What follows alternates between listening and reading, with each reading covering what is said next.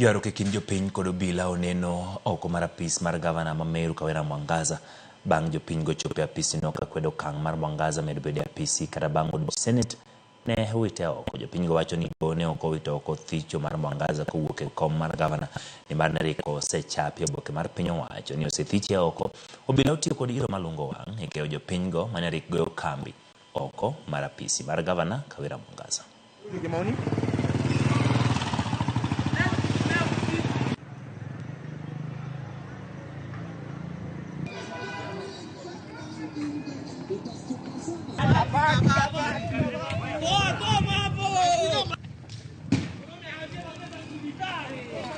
Former Governor Kawira Mwangaza ana mamlaka kwa hiyo ofisi. Tunasema ya kwamba kesho asijugutu kuingia kwa ofisi, kwa maana sisi kama vijana wa Meru County tutakuwa hapo. Na niambie Kithure Kindiki ambaye amesimamia usimamizi hapa Kenya yetu ya kwamba security ya Kawira Mwangaza inapaswa kuwa withdrawn, kwa maana yeye sio governor wa Meru County kwa sasa hivi. Pia gari ya governor wa Meru County sio ya Kawira Mwangaza. Tunasema Kawira must go.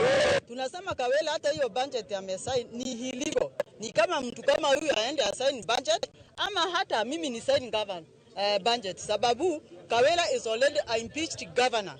Na sisi wakaaji wa Meru tunasema Kawira tumechoka. Hivyo sisi tunajua Kenya gazeti ilisema Kawira ametangazwa kwamba amepelekwa nyumbani na Senate. Sasa sisi kama kawaida tunajua Kawira leo hii si gavana wetu.